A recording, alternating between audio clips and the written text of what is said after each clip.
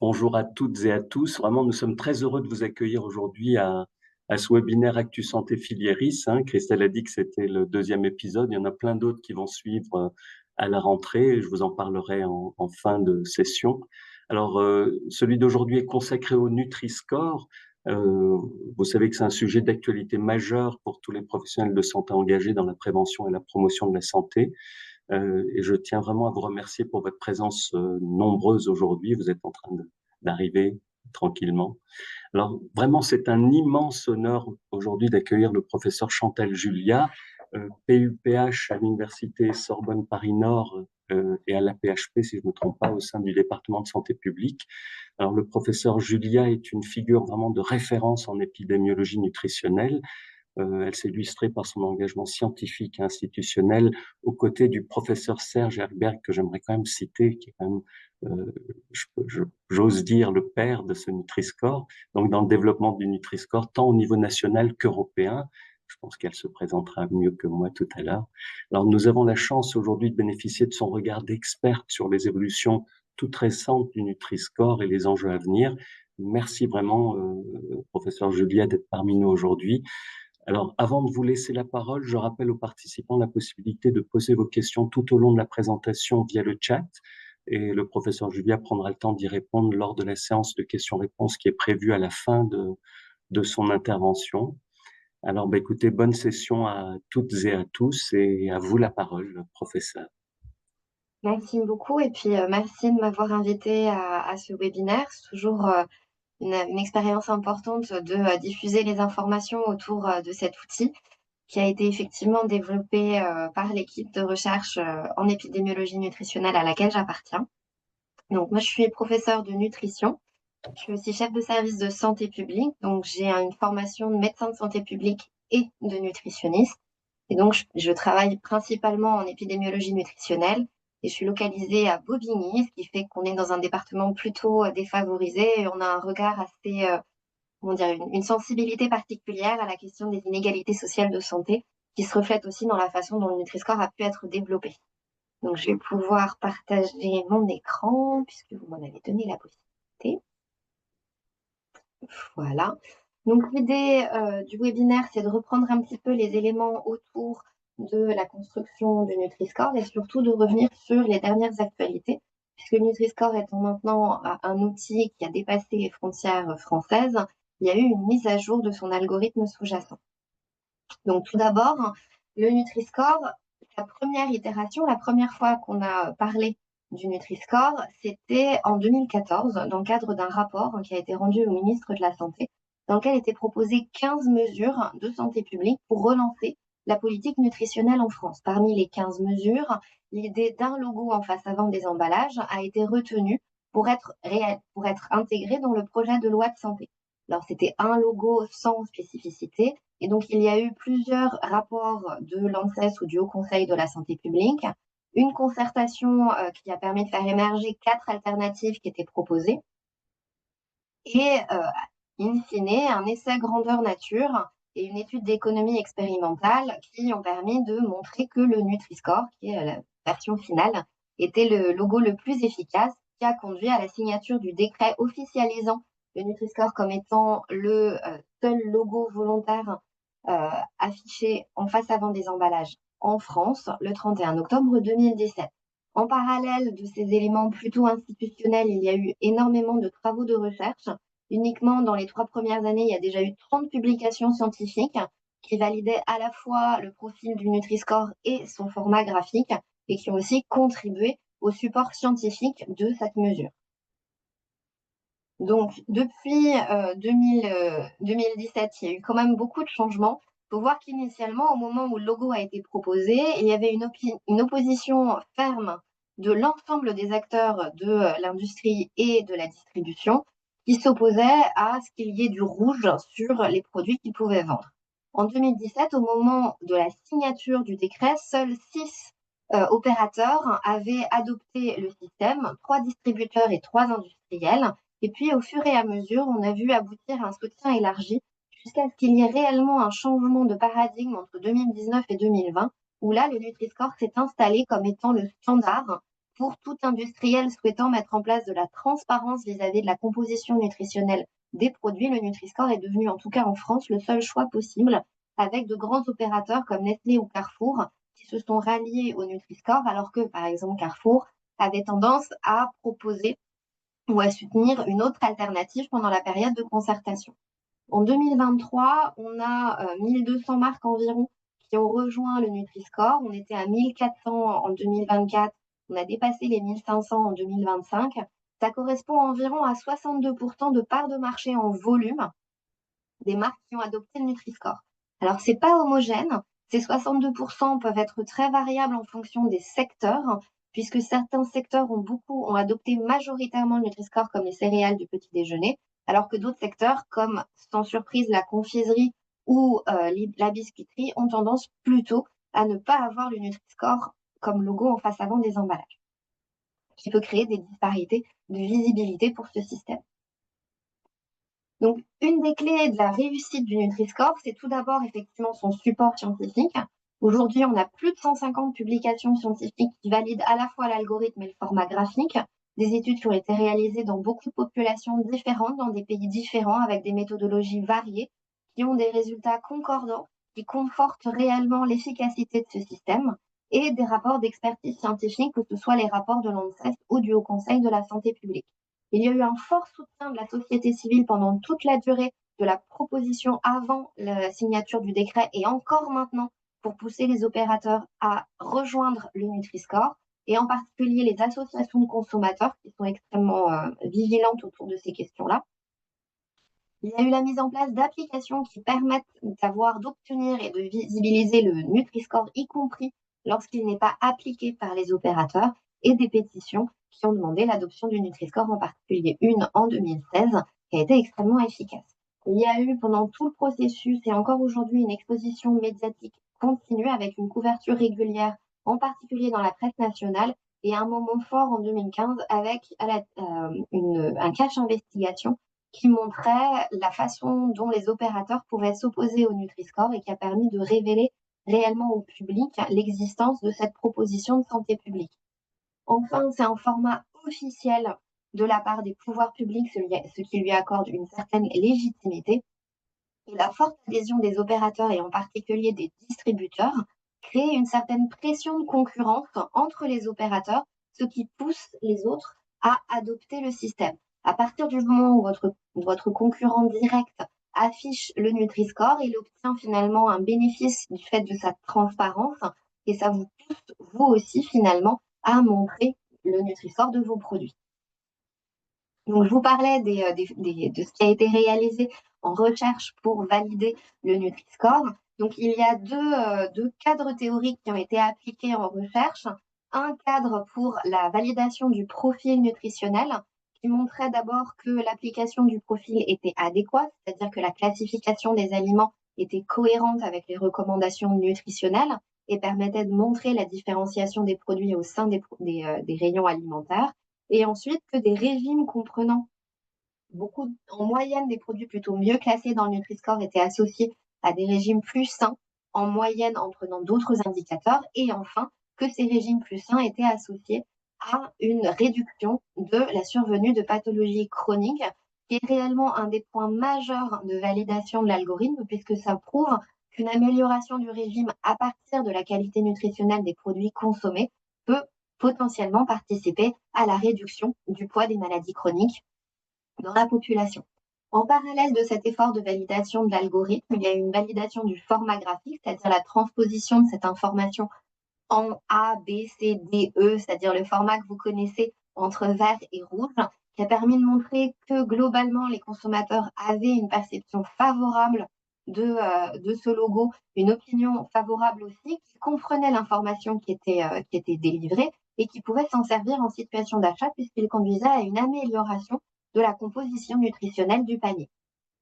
Les deux éléments, l'efficacité du profil nutritionnel et du format graphique, ont pu être testés dans le cadre de modèles de simulation et montrer qu'ils pouvaient avoir un impact réel sur la survenue de pathologies chroniques et donc réduire le coût lié aux maladies chroniques. Il y a eu en particulier un travail réalisé par l'OCDE qui montraient qu'on pouvait réduire de façon significative les coûts associés à l'obésité et aux maladies chroniques liées à la nutrition. Donc, le Nutri-Score, c'est un logo qui est synthétique et qui donne donc une information sur la base de la composition nutritionnelle à l'arrière du paquet. Là, vous avez le Nutri-Score 2015. Je vous donnerai les informations qui sont un poil différentes, mais qui restent quand même sur la même structure pour le Nutri-Score 2023. Il va prendre en compte 7 éléments à l'intérieur de la composition nutritionnelle. Des éléments qui sont plutôt considérés comme étant défavorables pour la santé, que sont la densité énergétique, les sucres simples, les acides gras saturés et le sel, auxquels on va attribuer entre 0 et 10 points, qui sont contrebalancés par des éléments plutôt favorables pour la santé, que sont la contenue en fruits, légumes, légumineuses du produit, les fibres et les protéines, auxquels on va attribuer entre 0 et 5 points. Vous voyez déjà que les éléments défavorables en termes de poids pèsent beaucoup plus lourd que les éléments favorables, puisqu'on veut réellement mettre l'accent sur les risques associés à la consommation en excès de ces nutriments. On obtient ensuite, par le biais d'un algorithme, un score final qui va aller de moins 15 pour les produits de meilleure qualité nutritionnelle à plus 40 pour les produits de moins bonne qualité, auxquels on va attribuer le logo associé en fonction du classement. Donc ici, vous voyez finalement l'application aux aliments. Ce qu'on voit, c'est que globalement, il y a en moyenne une association entre le classement dans le Nutri-Score et les recommandations nutritionnelles. Les produits qui vont pouvoir être en A sont principalement les fruits, légumes, légumineuses, les poissons nature ou les pains complets. Les produits qui sont en E sont principalement des produits gras salés ou gras sucrés ou des boissons sucrées. Mais à l'intérieur d'un groupe alimentaire, il va pouvoir y avoir visibilisation d'un certain nombre de variabilités. Dans les produits laitiers, par exemple, vous trouverez les yaourts nature en B, les yaourts sucrés en C et les desserts lactés, les fromages et autres plutôt en D, voire en E si les fromages contiennent énormément de sel. Et c'est le cas pour la plupart des groupes alimentaires, y compris en charcuterie. On va avoir le salami en E, le jambon de Parme en D ou le jambon blanc en C. Il y a eu plusieurs études qui ont été réalisées pour montrer que l'algorithme était associé aux données de santé, en particulier dans plusieurs pays européens, en France dans 2 études de cohorte, en Espagne dans 2 études de cohorte aussi, dans une cohorte italienne et dans la cohorte EPIC, qui est une cohorte européenne qui comprend plus de 450 000 participants suivis pendant plus de 13 ans. Toutes ces études avaient des résultats concordants et tentaient à montrer que la consommation d'aliments en moyenne de moins bonne qualité nutritionnelle selon le profil du Nutri-Score était associée à une augmentation significative du risque de maladies cardiovasculaires, de cancer, de diabète de type 2, de prise de poids, de surpoids et d'obésité, et d'une augmentation du risque de mortalité. Dans les essais comparatifs qui ont pu être réalisés, je vous présente ici l'essai qui a été réalisé dans le cadre de la concertation, qui est un essai en économie expérimentale qui a été réalisé par une équipe de recherche de Grenoble, qui a testé le Nutri-Score en conditions expérimentales. C'est-à-dire que les participants devaient constituer un premier caddie et ensuite, en fonction d'un logo auquel ils étaient exposés, réaliser à nouveau le caddie et on comparait entre le premier et le deuxième pour voir s'il y avait une amélioration. Il y a eu 5 logos qui étaient testés, qui étaient ceux qui étaient proposés par les différents opérateurs économiques et le Nutri-Score qui était proposé par le ministère de la Santé, qui montraient que globalement, le Nutri-Score était celui qui conduisait à la meilleure amélioration du panier d'achat en termes de qualité nutritionnelle. Mais surtout, c'est un des logos pour lesquels il n'y a pas de perte d'efficacité quand on prend en compte les personnes les plus défavorisées, celles qui avaient les revenus les plus faibles. Et ça, c'est un élément majeur parce que c'est un argument pour dire que, a priori, le Nutri-Score ne devrait pas conduire à une aggravation des inégalités sociales de santé. C'est un des effets absolument indispensables pour le Nutri-Score parce qu'on sait bien que les efforts d'éducation sont certes indispensables, mais qu'il est plus difficile pour des personnes en situation de vulnérabilité de transposer ces informations et cette éducation dans leur quotidien, et donc avec un risque d'augmentation des inégalités sociales de santé. Donc le Nutri-Score, je vous le disais aujourd'hui, n'est plus un logo exclusivement français. Il a été adopté par plusieurs pays européens, la France en premier, puis la Belgique, le Luxembourg, les Pays-Bas, l'Allemagne, la Suisse, l'Espagne et d'autres pays sont intéressés par le système, comme par exemple le Portugal, la Finlande ou l'Autriche. Le fait que 7 pays se soient engagés dans le Nutri-Score a conduit à la création d'une gouvernance transnationale pour le Nutri-Score avec 2 comités principaux qui sont d'une part le comité de pilotage, dont l'objectif est de faciliter finalement l'utilisation du Nutri-Score par les industriels, mettre en place des règles, des procédures communes, une certaine harmonisation des éléments de communication entre les pays pour assurer justement une forme de cohérence dans la façon dont les différents pays utilisent cette mesure de santé publique. Et un deuxième comité dont je fais partie, le comité scientifique, dont l'objectif est d'évaluer les évolutions possibles du Nutri-Score pour assurer une meilleure efficacité en synergie avec les recommandations alimentaires. En effet, les recommandations alimentaires sont certes très proches entre pays, mais il peut y avoir des focus un petit peu différents en fonction des zones géographiques. Et il était important aussi, dans la mesure où le Nutri-Score date de 2015 et on est en 2025 aujourd'hui, de prendre en compte les nouveautés en termes de données scientifiques sur les relations entre la nutrition et la santé. Donc, le comité scientifique a pu mettre en place un certain nombre de règles et d'objectifs pour permettre l'amélioration du Nutri-Score en mettant en place des priorités. Donc, dans les méthodes en particulier, ont été adoptées l'idée qu'il fallait qu'il y ait des modifications plutôt transversales du système plutôt que de créer des groupes, des sous-groupes avec des exceptions pour la lisibilité du système. Et surtout, la deuxième contrainte auquel le groupe s'est fixé, c'était de continuer à tenir compte exclusivement des données qui sont disponibles de façon obligatoire à l'arrière du paquet, dans la mesure où le Nutri-Score est un outil de transparence. Effectivement, un profil qui prendrait en compte d'autres éléments pourrait être plus précis, mais on perdrait cet élément de transparence qui reste indispensable pour assurer qu'il puisse y avoir, par exemple, des tiers veilleurs comme les applications qui s'assurent que le calcul est cohérent avec les données de composition nutritionnelle. Vous avez ici les objectifs du comité scientifique. D'abord, améliorer la classification des poissons gras, puisqu'aujourd'hui, auparavant, les poissons gras avaient tendance à être un tout petit peu décalés dans la mesure où ils contenaient ils avaient une densité énergétique plus élevée. Améliorer la discrimination entre les produits céréaliers complets riches en fibres et les produits raffinés. La discrimination entre les huiles végétales selon leur composition. La discrimination en fonction de la teneur en sucre et en sel des différentes denrées alimentaires, en particulier celles qui sont très riches en sucre ou très riches en sel, et améliorer la discrimination entre les viandes rouges et la volaille, puisque toutes les recommandations nationales recommandent de limiter la consommation de viande rouge. Pour les boissons, l'eau a été maintenue comme étant la seule boisson qui pouvait obtenir une classification dans la catégorie A. Donc toutes les autres boissons se classent entre B et E. La meilleure classification pour toute boisson que l'eau, c'est bien le B.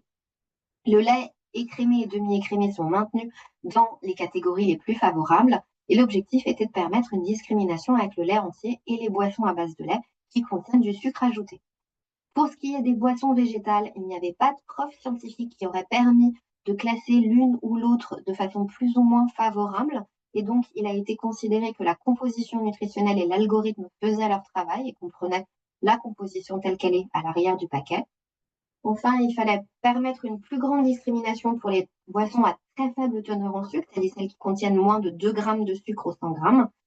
L'utilisation d'édulcorants ne devrait pas être promue dans le cadre du Nutri-Score, puisque toutes les recommandations nationales disent bien qu'il ne faut pas promouvoir la consommation de boissons sucrées et au goût sucré. Et enfin, pour les jus de fruits, la classification actuelle a été considérée comme adéquate et donc le statu quo a été maintenu. Au total, à quoi ça conduit? Dans l'ensemble, l'algorithme est plus strict. Les produits qui sont riches en sel, en gras et en sucre sont décalés vers les catégories D et E, comme par exemple les plats préparés, les pizzas ou les céréales du petit déjeuner. Il y a une meilleure discrimination sur la base des aliments à limiter et les produits qui contiennent moins de fibres ou moins de protéines sont là aussi décalés vers des classes moins favorables. Il y a tout de même quelques groupes alimentaires très ciblés qui obtiennent une amélioration. Ce sont les poissons gras, conformément à l'objectif du comité scientifique, les huiles végétales qui contiennent peu d'acides gras saturés qui vont pouvoir basculer en B, contrairement à C auparavant. Les noix et les graines oléagineuses non assaisonnées aussi bénéficient d'un meilleur classement. Et enfin, les fromages à pâte dure très peu salés, comme par exemple les mentales, peuvent être classés en C. Il y a des études qui ont été réalisées pour évaluer la cohérence entre le Nutri-Score et les recommandations nutritionnelles françaises. Donc, il y a eu un travail de création de critères pour classer les différents repères nutritionnels pour évaluer dans quelle mesure le Nutri-Score permettait d'y répondre. Donc, 41 critères ont été utilisés pour 26 groupes alimentaires. Ce qu'on voit, c'est que déjà, le Nutri-Score 2015 couvrait la majorité des critères. Le Nutri-Score 2023 en couvre désormais 85%. Pour 5 sur 6 critères, le Nutri-Score ne couvre pas tout, mais il y a une amélioration par rapport à la version 2023.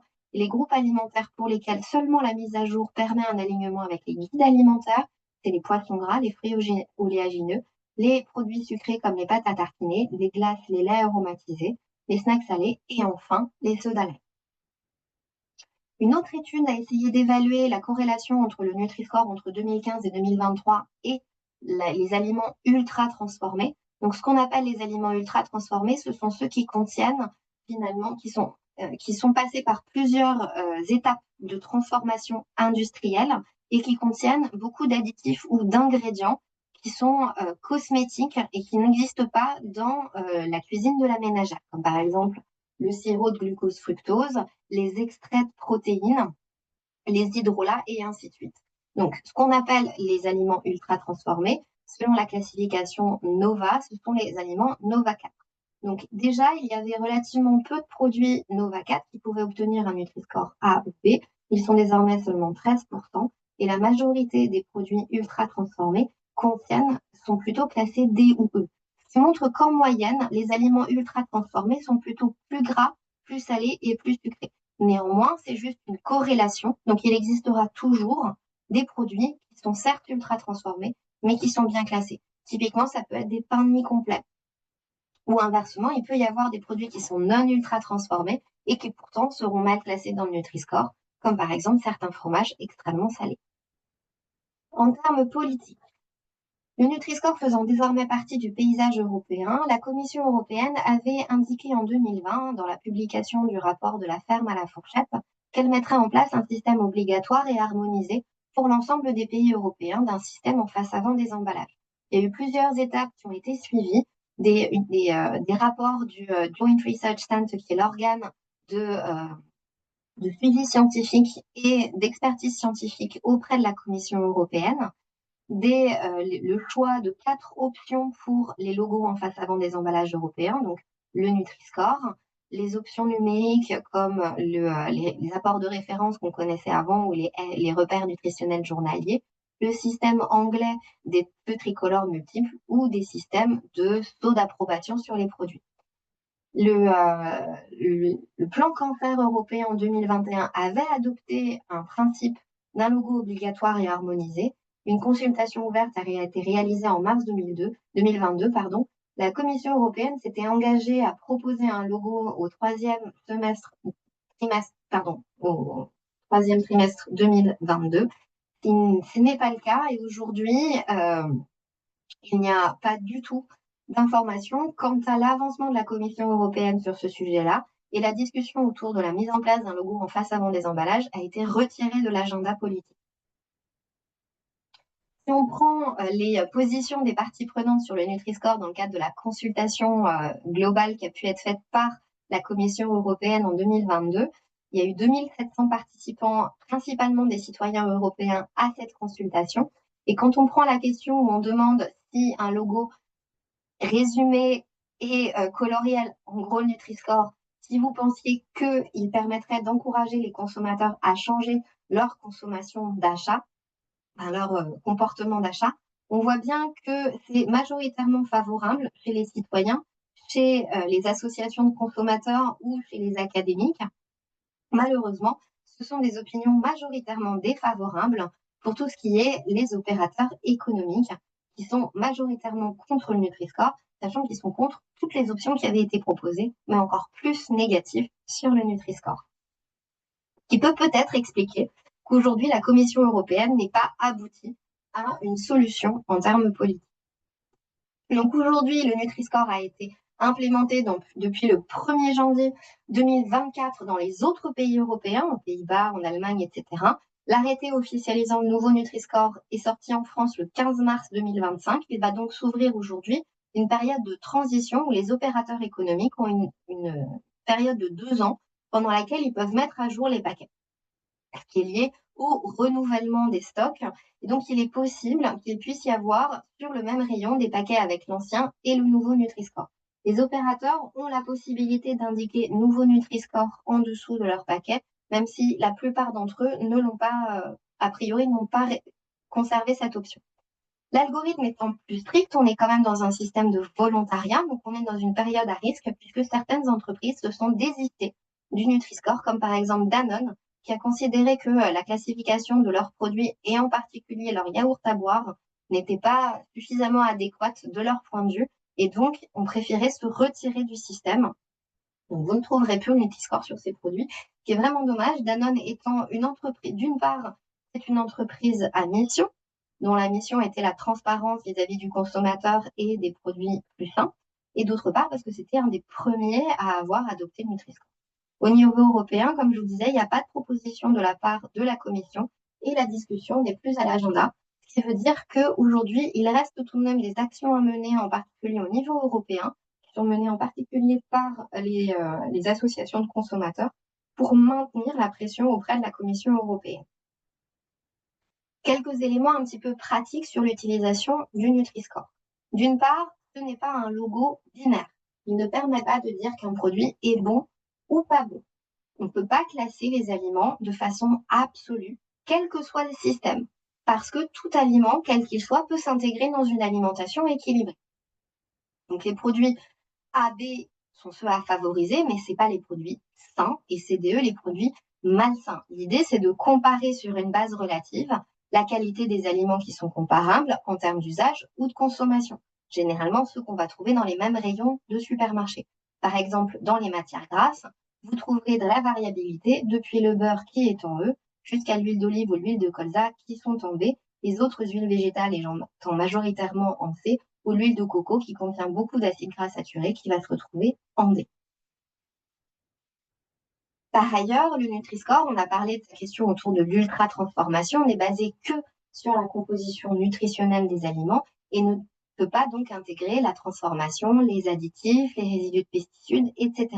Aujourd'hui, il n'existe pas de logo qui soit en mesure de prendre en compte dans un calculateur unique l'ensemble de ces qualités, tout simplement parce qu'aujourd'hui, scientifiquement, on ne sait pas. On sait que chacune va avoir un impact sur la santé, mais on ne sait pas dans quelle proportion chacun de ces éléments est important. Est-ce qu'il s'agit de majoritairement l'alimentation ultra transformée, majoritairement la composition nutritionnelle? Ce sont des données de recherche sur lesquelles nous travaillons, bien sûr, peut-être à terme, qui pourront être intégrées dans un indicateur plus global vis-à-vis de la santé, mais aujourd'hui, on n'a pas cette information. Donc, globalement, on peut avoir les informations de façon complémentaire. Il a par exemple été proposé qu'on mette un bandeau noir pour les produits ultra transformés qui permettrait de les séparer des produits non ultra transformés. Mais aujourd'hui, le Nutri-Score n'informe que sur la composition nutritionnelle et c'est déjà beaucoup par rapport à l'information à l'arrière du paquet dont nous disposions jusqu'à présent. Enfin, en ce qui concerne les logos nutritionnels, ils ne vont pas à l'encontre des recommandations nutritionnelles. Les recommandations vont donner des informations sur la structure globale d'une alimentation équilibrée. Parmi celles-ci, vous allez par exemple avoir, il faut consommer du poisson 2 fois par semaine. Mais à l'intérieur des poissons, il y a plusieurs versions de ce qui est considéré comme un poisson par les recommandations nutritionnelles. Et il y a une grande variabilité en termes de composition pour ces produits. Donc, vous allez pouvoir trouver du saumon brut qui va être noté A, parce qu'il contient très peu de sel, du saumon en boîte qui va contenir davantage de sel, qui peut être classé en B, et enfin, vous pourrez trouver des saumons fumés qui contiennent de grandes quantités de sel, qui, elles, vont bien sûr être dégradées puisque le Nutri-Score va tenir compte de cette quantité de sel. Donc, l'idée, c'est que ça reste complémentaire. La structuration, elle est basée sur les recommandations nutritionnelles et à l'intérieur de cette structuration, vous avez la possibilité de sélectionner le produit le plus favorable si vous le souhaitez en termes de composition nutritionnelle. Ensuite, le Nutri-Score, il est calculé pour 100 grammes et 100 millilitres, mais pas par portion. Tout d'abord parce que ce sont les seules informations qui sont réellement obligatoires sur le paquet. Le règlement INCO offre la possibilité de donner une information complémentaire par portion, mais la portion est définie par les fabricants, ce qui peut conduire à un certain nombre de manipulations, puisqu'on peut trouver des produits pour lesquels la portion est extrêmement petite par rapport à ce qui est consommé habituellement. Par ailleurs, il est difficile de trouver des portions qui puissent être standardisées en fonction de si on s'attache à un enfant, à un adulte, à une personne en situation d'obésité, à une personne en situation de handicap, sédentaire ou active. On va avoir des besoins nutritionnels qui vont varier de façon considérable.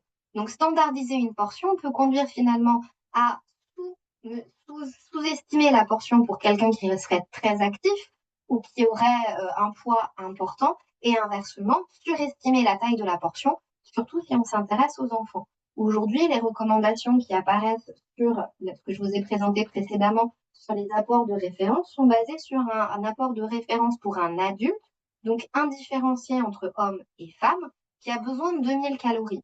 On sait qu'on va s'intéresser aussi principalement à des produits qui vont être vendus pour les enfants, des pâtes à tartiner, des biscuits. Si on part sur une base de 2000 calories, on va surestimer la taille de la portion et donc potentiellement conduire à des excès de consommation qu'on ne souhaite pas. Et donc enfin, les tailles de portions peuvent varier et donc on peut trouver des portions qui sont manipulées par les opérateurs. Typiquement, les fabricants vont conseiller 30 grammes de portions pour les céréales du petit déjeuner, mais on sait bien que la majorité des adolescents vont en consommer plutôt 60 ou 80 grammes. Par ailleurs, par exemple, pour les barres chocolatées, on va avoir des portions qui considèrent en fait en général seulement une seule des 2 barres. On vous en vend 2, mais vous ne devez en consommer qu'une seule, ou bien c'est fait pour partager. Peut-être très bien, mais c'est pas vendu comme ça. Donc tout cela montre bien qu'on ne peut pas utiliser une référence qui soit unique on ne peut pas utiliser autre chose qu'une référence unique de 100 grammes ou 100 millilitres pour le Nutri-Score. Et l'idée d'une comparaison, en général, elle se fait sur un dénominateur commun. Quand on propose aux consommateurs de comparer le prix des denrées alimentaires, on leur propose de comparer le prix au kilo pour savoir si finalement le produit il est plutôt bon marché ou plutôt cher. De la même manière, pour comparer la composition nutritionnelle, on peut faire le parallèle et donc on va comparer le prix on va comparer la composition nutritionnelle aux 100 grammes. Enfin, on dit beaucoup que le Nutri-Score va pénaliser les aliments dits traditionnels. Alors, il y a des aliments traditionnels, il y en a beaucoup. Il n'y a pas que des fromages et des charcuteries, mais c'est principalement les opérateurs de fromage et de charcuterie qui sont vent debout contre le Nutri-Score. Alors, si les fromages et les charcuteries, qu'elles soient AOP ou pas, qui est un traditionnel ou pas, si elles sont majoritairement classées D ou E, c'est parce qu'ils sont très riches en gras et très riches en sel. Ça ne veut pas dire qu'il ne faut pas qu'ils soient consommés, mais en cohérence avec les recommandations, ce sont plutôt des produits qui se consomment soit moins fréquemment, soit avec des petites tailles de portions.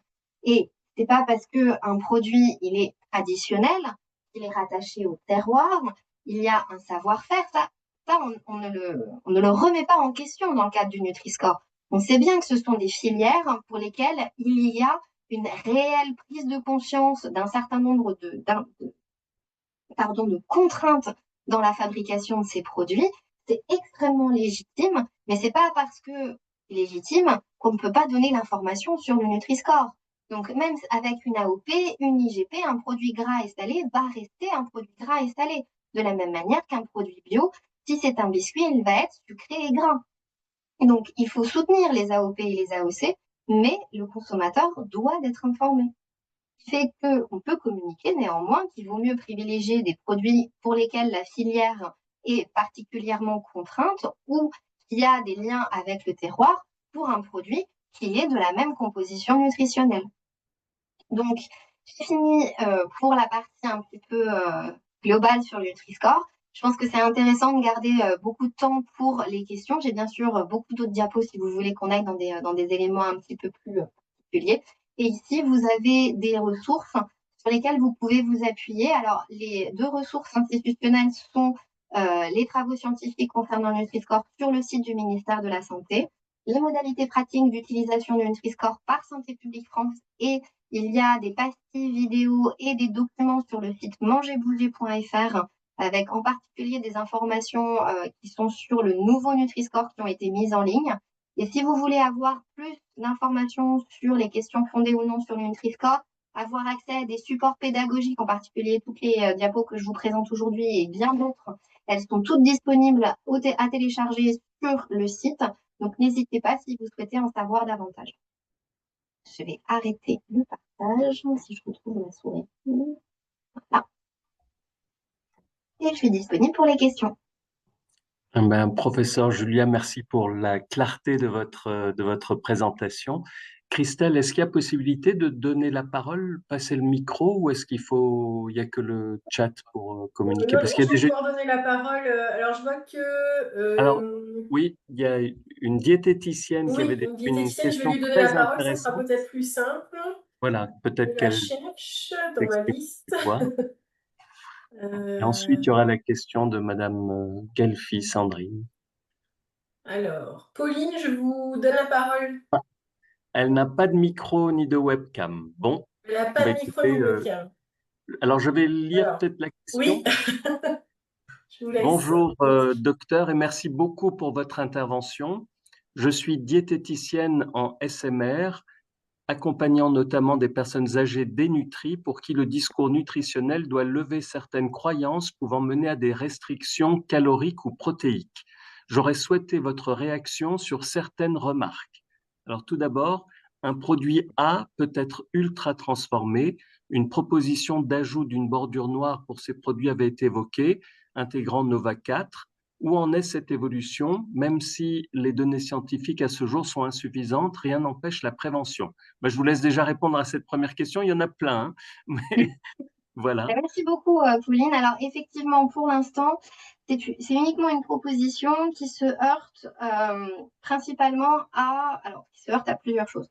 Mais le principal problème vis-à-vis de cela, c'est qu'aujourd'hui, si scientifiquement, on est tout à fait en mesure d'identifier en particulier dans les études de cohorte les produits qui sont Nova 4 ou pas Nova 4, en revanche, il n'existe pas aujourd'hui de documents institutionnels qui permettent de proposer quelque chose de l'ordre du réglementaire. Pour proposer quelque chose de réglementaire, il faut pouvoir s'appuyer sur un texte scientifique qui puisse indiquer de façon extrêmement claire pour un producteur, tel produit est ultra transformé, celui-ci ne l'est pas. Donc il faudra qu'on puisse disposer d'un document institutionnel qui liste de façon exhaustive tous les additifs, tous les ingrédients qui permettent de pointer un aliment comme étant un aliment ultra transformé. Aujourd'hui, cela n'existe pas. Et donc, le risque, c'est qu'on pourrait certes mettre en place ce type de système, mais si on n'a pas cette référence institutionnelle, il y a un gros risque que les opérateurs économiques, tout simplement, fassent désolé, j'ai le terme en anglais, un challenge d'un point de vue au niveau du tribunal et que la loi puisse être cassée.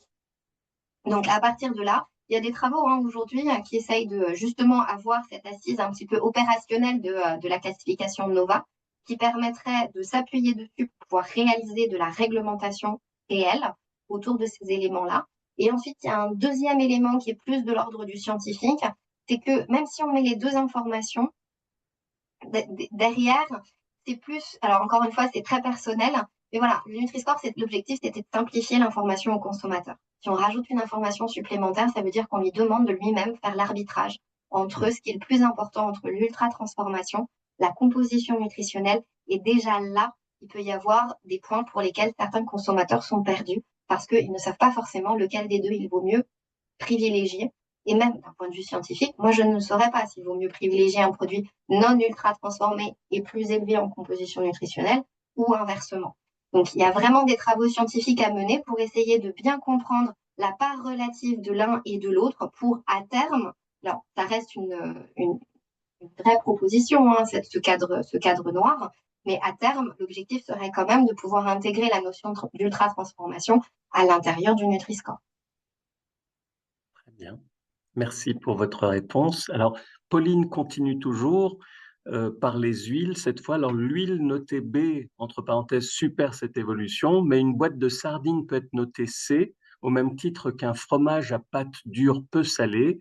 Or, les bénéfices des oméga 3 sont de mieux en mieux établis, tout comme la relativisation des acides gras saturés dans certaines matrices, entre parenthèses fromage versus beurre. Une prise en compte qualitative des lipides va-t-elle encore être renforcée à l'avenir? Alors, d'abord, merci beaucoup pour la modification, pour votre support sur la modification par rapport à ce qui a pu être fait sur les matières grasses. Alors, le comité scientifique, il continue à travailler, hein. Ça, c'est pas. On sait qu'il va y avoir. Le Nutri-Score a pour objectif de continuer à s'améliorer et de façon continue, en particulier, comme vous le mentionnez, sur les données scientifiques. Néanmoins, on se heurte à la contrainte qu'on s'est fixée, qui est, vous parlez d'acides gras oméga 3 et en particulier les oméga 3 à longue chaîne, dont on sait effectivement quels en sont les bénéfices. Aujourd'hui, malheureusement, ce sont des données qui ne sont pas disponibles à l'arrière du paquet. Donc, malheureusement, on ne peut pas les prendre en compte dans la composition nutritionnelle. Donc, je suis d'accord avec vous, ça permettrait de bien préciser effectivement l'intérêt d'un certain nombre d'éléments. Après, en ce qui concerne les fromages versus le beurre, donc le fromage, il reste quand même mieux classé que le beurre, mais ça dépend beaucoup de sa composition en sel. Il peut y avoir des fromages, alors je crois qu'on ne descend pas tellement en dessous de C, mais la plupart des fromages qui sont très peu salés, là, c'est plus le sel qui va jouer dans le fromage, vraiment, plutôt que les acides gras saturés. Il y a des questions effectivement sur la classification des fromages la meilleure. Quoi qu'il arrive, ça reste des produits qui se consomment en petite quantité et pour lesquels il n'y a pas de, comment dire, on n'a pas la même recommandation en termes de groupe alimentaire. C'est-à-dire que les fromages, ils restent dans le groupe alimentaire global des produits laitiers. Les produits laitiers, c'est 2 par jour. Donc, on n'est pas dans la même situation que pour les matières grasses, où certes, on dit qu'il ne faut pas réaliser d'excès, mais il n'y a pas cette limite supérieure à ne pas dépasser. Et quand on est dans les produits laitiers, c'est bien tout produit laitier confondu. Donc, c'est le lait, c'est les yaourts et les fromages. Donc, on a bien, et on voit bien dans le Nutri-Score la distinction entre les différents types de produits laitiers.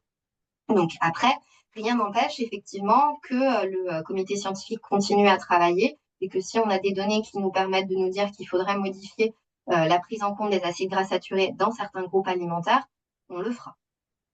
Mais aujourd'hui, non. Très bien, merci beaucoup.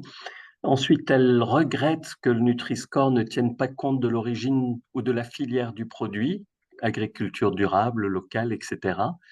Elle redit ce que vous aviez déploré, le fait que le calcul sur 100 grammes peut induire en erreur. Exemple, chocolat, beurre, fromage, on pourrait tout de même standardiser certaines portions pour certains produits avec une indication type pour un adulte bien portant avec une activité standard. Voilà, c'est une proposition qu'elle fait. Alors, je pense qu'il y a 2 choses. Je suis d'accord, désolée, je me permets Oui, je vous en d'interagir prie. là-dessus parce que je suis tout à fait d'accord avec vous que la standardisation de la taille de portion pour un certain nombre de produits serait vraiment nécessaire parce qu'elle permettrait surtout de standardiser la portion qui est proposée à la personne. Et là, aujourd'hui, c'est quelque chose sur lequel il faut qu'on continue à se battre. Mais à mon avis, c'est un élément qui est effectivement peut-être différent du Nutri-Score en tant que tel. Parce qu'à partir du moment où on prend en compte la portion, en particulier des petites portions, ça a tendance à faire, entre guillemets, à faire pâlir le Nutri-Score, puisque, évidemment, tout produit peut s'intégrer dans une alimentation équilibrée si les portions sont suffisamment petites et si c'est suffisamment peu fréquent. Mais je suis tout à fait d'accord avec vous qu'il y a réellement un travail à réaliser auprès des opérateurs économiques pour s'assurer qu'ils ne poussent pas à la surconsommation. Ça passe par des tailles de portions qui sont standardisées, ça passe aussi par la limitation des promotions au volume pour un certain nombre de produits, à des packagings dont la taille est particulièrement inadéquate. Alors, ça va rentrer en résonance à un moment donné avec les enjeux écologiques, hein, puisque si on pousse pour la réduction des portions, ça veut dire qu'on va pousser potentiellement à la multiplication des packagings, et là, on va rentrer dans la difficulté des recyclages, des emballages, etc., puisqu'on pousse quand même pour aller plutôt vers du vrac. Mais quoi qu'il arrive, de toute façon, standardiser, ce serait une bonne chose. Le Canada, par exemple, dispose d'une standardisation des portions depuis extrêmement longtemps. Et donc, dans la mesure où c'est intégré dans la façon dont les gens réfléchissent, ils vont mettre en place un logo qui, lui, va être calculé sur la base d'une portion. Mais parce que eux, ils ont intégré cette notion de portion standard et la population sait à quoi correspond une portion, ce qui aujourd'hui n'est pas du tout le cas pour la population française. Très bien. Pardon. Alors, elle regrette aussi que ça ne soit que facultatif. Elle demande à quand la fin du volontariat pour une totale transparence. Ça me fait penser au DPE quand vous voulez louer un appartement et éviter les Alors, passoires thermiques. aujourd'hui, malheureusement, on ne peut pas le rendre obligatoire parce que la réglementation européenne impose que ce soit volontaire. Alors, il y a certains parlementaires tout de même qui aimeraient sortir de cette impasse, puisque la Commission européenne a décrété que ça ne l'intéressait pas, qu'elle laisse au moins la liberté aux pays membres de rendre les choses obligatoires si elles considèrent que c'est important d'un point de vue de la santé de leur population. Donc peut-être qu'on arrivera à faire bouger les lignes sur ce côté-là, mais malheureusement aujourd'hui, les logos en face avant dépendent d'une réglementation européenne et celle-ci ne nous permet pas de le rendre complètement obligatoire. Mais bien sûr, tout ce qu'on souhaite, c'est que ce soit obligatoire pour justement lever les différences de présence, en particulier en fonction des secteurs, où on voit que 97% des céréales du petit déjeuner ont le Nutri-Score. En revanche, on est à 15% pour les boissons sucrées ou pour le chocolat.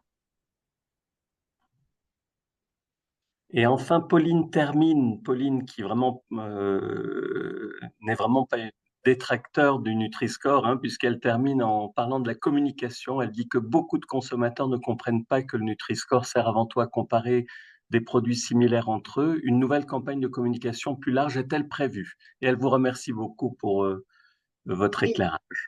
Alors, merci beaucoup, Pauline. Ce sont des questions particulièrement importantes et extrêmement intéressantes. Alors, oui, il est prévu une campagne de communication de la part de Santé publique France qui, si je ne m'abuse, devrait être lancée soit dimanche, soit c'était déjà dimanche dernier, justement pour remettre un certain nombre d'éléments autour de comment est-ce qu'on s'en sert, des pastilles pour évoquer les changements du Nutri-Score. Donc, il y a, je crois, 4 ou 5 petites films YouTube que vous pourrez retrouver aussi sur YouTube directement. Donc, je pense qu'ils peuvent être aussi téléchargeables et utilisables si vous le souhaitez. Par exemple, je ne sais pas, de temps en temps, il y a des écrans dans des salles d'attente. On peut faire passer ce type d'éléments. Nous, on a aussi un certain nombre on a des petites pastilles aussi qu'on avait pu réaliser sur Nutri-Score, sur tous les éléments que je vous ai dit, sur le Nutri-Score, comment ça marche, comment on s'en sert, le Nutri-Score et les aliments ultra transformés, le Nutri-Score et les AOP, pourquoi c'est sur 100 grammes. Donc, on a des petites pastilles comme ça. Si vous contactez l'équipe, on peut vous je pense qu'ils sont même disponibles sur le site du blog Nutri-Score. Et ce sont des éléments que vous pouvez télécharger et diffuser, si vous le souhaitez, à grande échelle auprès de vos patients pour que ce soit encore plus à grande échelle. Mais en dehors de ça, il y a aussi des éléments sur mangerbouger.fr sur lesquels vous pouvez vous appuyer. Alors, nos centres de santé Filieris sont pour la plupart équipés effectivement d'écrans d'information dans les salles d'attente.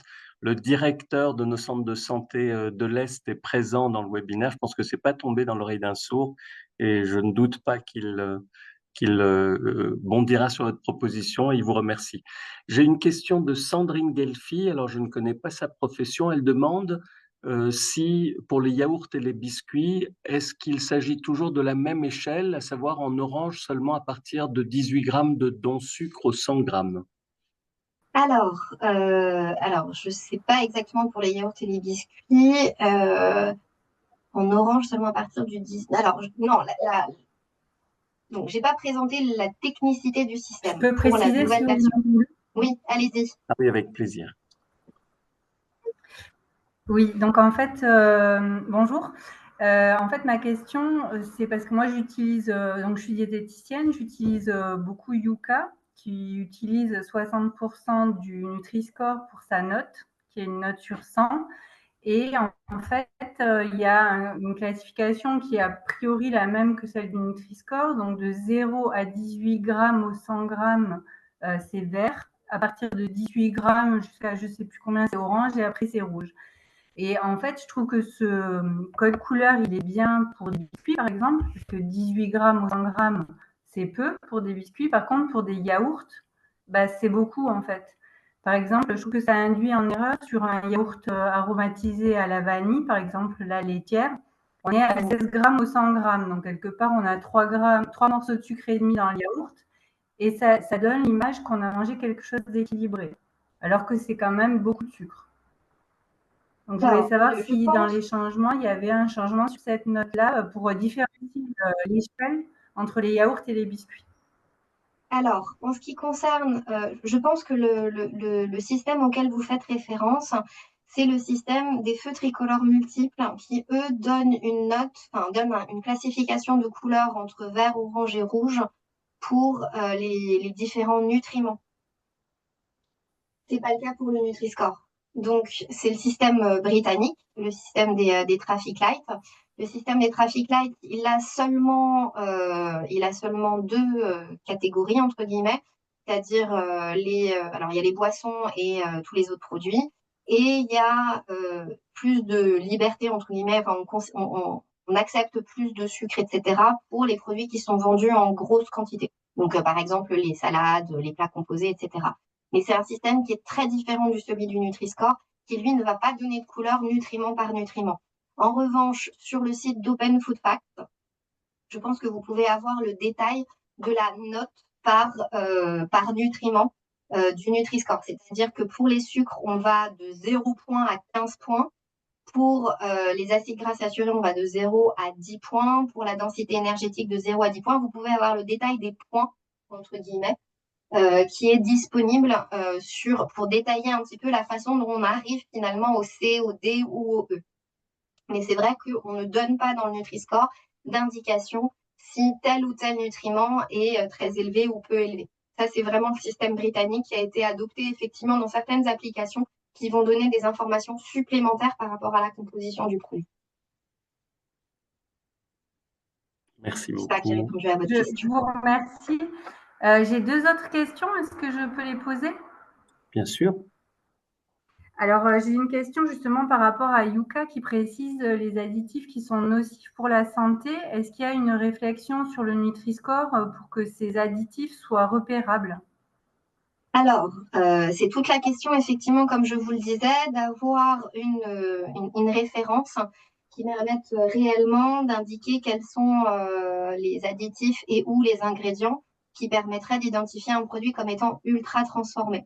En ce qui concerne les additifs dits à risque, aujourd'hui, en fait, la terminologie de Yuka, d'un point de vue strictement scientifique, elle est fausse dans la mesure où on n'a pas d'échelle de dangerosité des additifs.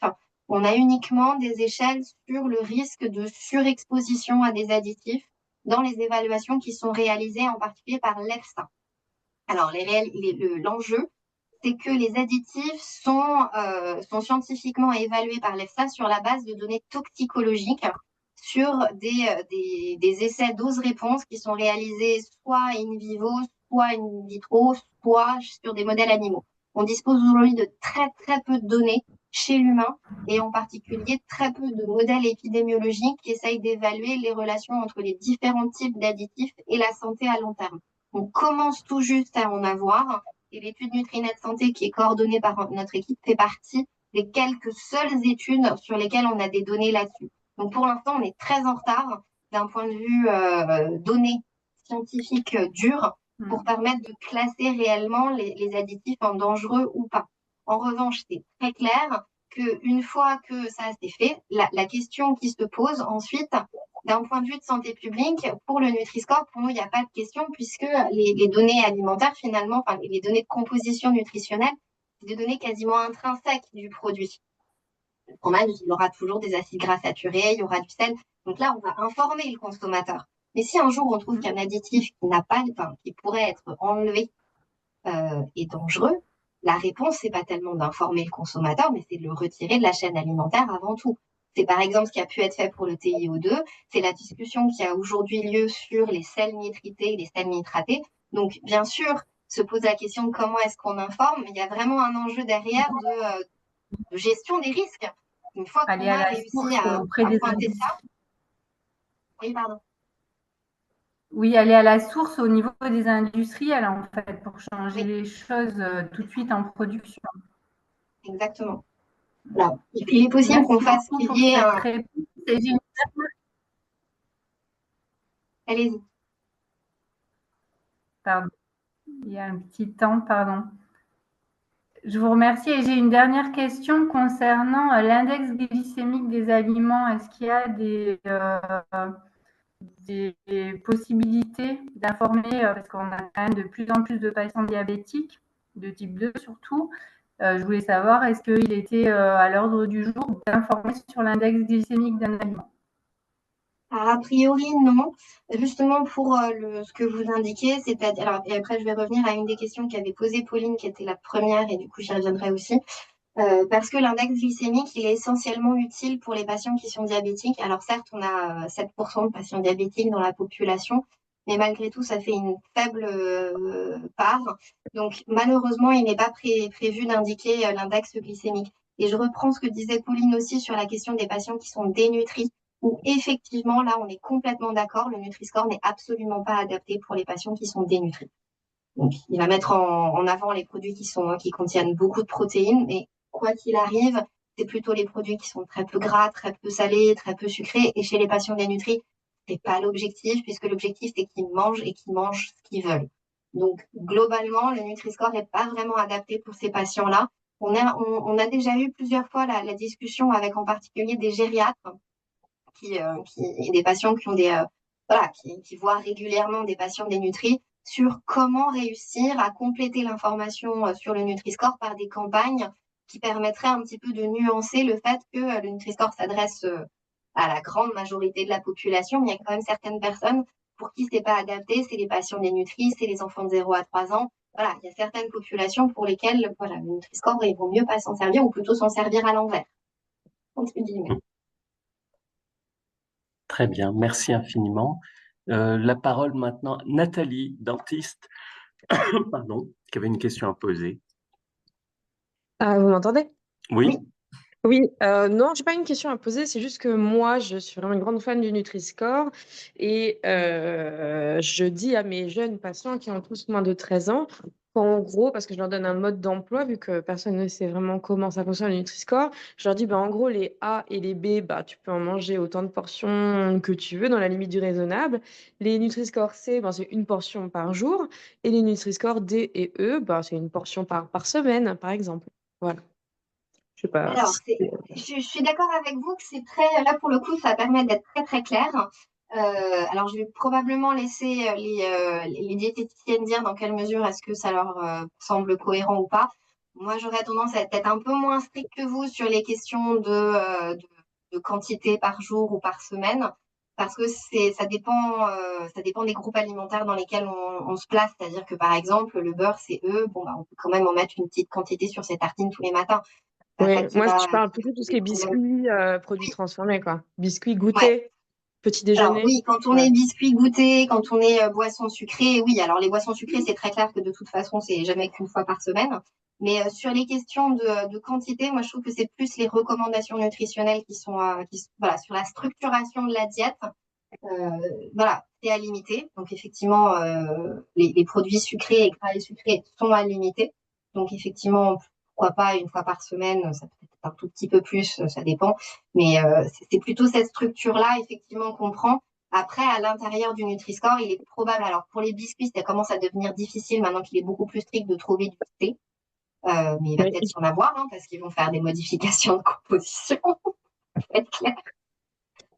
Donc, on peut espérer quand même qu'il va y avoir des efforts de reformulation. Mais pourquoi pas cette idée de le faire par portion? J'avoue que moi, j'ai pas de visibilité très claire sur comment est-ce que je le ferais sur une version très standardisée comme ça, sur un régime alimentaire d'une semaine. Je pense que peut-être justement Sandrine et Pauline auront des idées là-dessus. Mais voilà, moi, je suis désolée, j'ai pas de réponse. Très flou. D'accord. Merci. je ne vois pas d'autres questions sur sur le chat.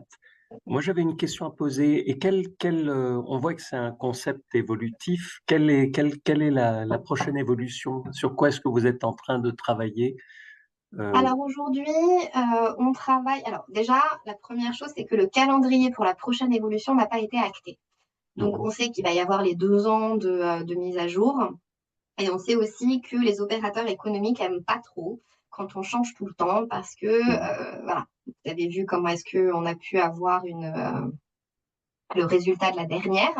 Ça n'a pas été nécessairement facile, mais donc on se doute que ce sera plutôt d'ici 5 ans par rapport à 2014.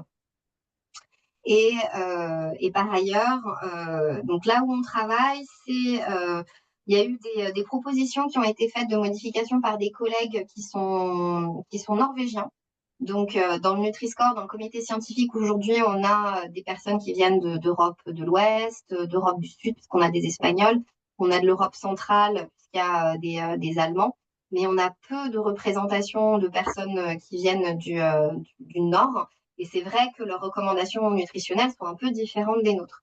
Donc, il y a un projet scientifique qui a évalué le Nutri-Score par rapport à leurs recommandations à eux et qui propose un certain nombre de modifications sur lesquelles on est en train de se pencher pour se demander si ça pourrait avoir un intérêt pour le Nutri-Score. Il y a entre autres des questions. Alors, là où ça va être difficile, c'est qu'on commence à avoir des visions parfois un peu différentes sur un certain nombre d'aspects. Par exemple, les Norvégiens mettent bien l'accent sur les produits qui sont allégés en acides gras saturés ou allégés en graisse, ce qui n'est pas forcément le cas dans les autres pays européens. Ils ont aussi beaucoup d'accent sur les produits qui sont très riches en fibres. Et donc, en souhaitant vraiment accélérer, enfin, mettre encore plus en avant la différence en termes de fibres, ils voudraient aussi être encore plus stricts en ce qui concerne le sucre. Donc, tout ça, c'est des options qui sont sur la table, sur lesquelles on discute. Et puis, les différents pays qui ont adopté le Nutri-Score doivent réfléchir, enfin, en tout cas, la partie, entre guillemets, politique et implémentation, le comité de pilotage doit réfléchir à ce qu'ils considèrent comme étant des priorités pour la prochaine fois. Je crois, ça pourrait être, par exemple, je pense que la ministre de l'Agriculture nous demandera à nouveau de regarder les fromages, puisqu'elle trouvait que le comté n'était pas suffisamment bien classé. Mais voilà, on va probablement comme ça revoir un petit peu et puis on regardera, comme disait Pauline initialement, on verra s'il y a des choses sur la façon dont on traite les acides gras saturés ou pas. Très Bonjour bien. docteur, je ne sais pas si vous m'entendez. Très bien. Bonjour, donc moi je m'appelle Stéphanie, je suis membre de l'association Espoir Pancréas. J'ai perdu ma maman l'année dernière du coup du cancer du pancréas. J'avais une question par rapport au Nutri-Score, savoir s'il était appliqué dans le milieu médical, parce qu'en faisant des réunions avec des patients via l'association, je me rends compte que les patients sont assez démunis face à l'alimentation et ce qui leur est proposé, parce que c'est un cancer assez foudroyant et qui les dénutrit très vite. Et pour éviter la perte de poids, on leur propose de manger tout et n'importe quoi. J'ai été un petit peu scandalisée quand on a proposé à ma maman de boire du soda, de manger tout ce qui lui faisait envie en ayant un cancer digestif. J'ai trouvé ça complètement ahurissant et absurde parce que, alors sur le coup, elle peut se faire plaisir, mais après, les conséquences, elles sont terribles.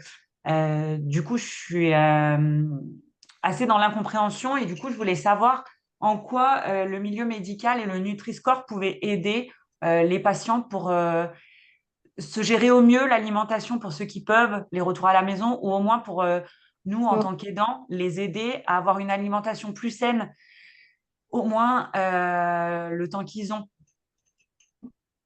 Alors, effectivement, il y a un enjeu, en particulier dans le cas du cancer, c'est que on sait bien qu'il y a la phase cancer et il y a la phase post-cancer, et l'alimentation va être très différente pendant et après. On sait que globalement, après, il faut revenir aux recommandations habituelles pour pouvoir éviter un second cancer, mais pendant la période de cancer, on est dans une période de fragilité extrêmement intense des patients. On est dans une phase de dénutrition qui va être importante. Et c'est là où, ce que je disais auparavant, les patients qui sont dénutris, l'objectif, c'est qu'ils n'aient pas une perte calorique supplémentaire que ce qui est déjà lié à la maladie. Et donc, ils ont le droit de se faire plaisir autant qu'ils le souhaitent. Et derrière, finalement, les recommandations passent au second plan pendant la période de cancer. Je pense que vous pourrez en dire plus, mais vraiment, on est dans une période qui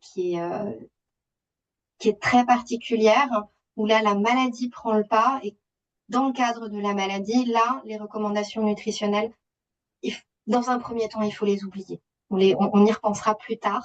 L'objectif, c'est de ne pas perdre plus de poids que nécessaire, et donc on prend les calories là où on peut les trouver, et là où on a envie de les trouver. Un patient qui est malade, il peut se faire plaisir. Et effectivement, ça paraît complètement absurde parce qu'on est dans un monde où effectivement, il y a eu tous les conseils qui ont été donnés auparavant, etc.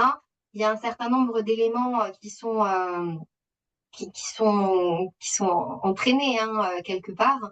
Mais en particulier en ce qui concerne les calories, et je vois Sandrine qui répond aussi dans le chat, tout ce qui est calories, en particulier les lipides, tout ce qui est gras, quelque part, c'est beaucoup de calories et donc c'est quelque part très intéressant. Les protéines aussi, c'est intéressant parce que ça permet d'éviter de perdre trop de muscles.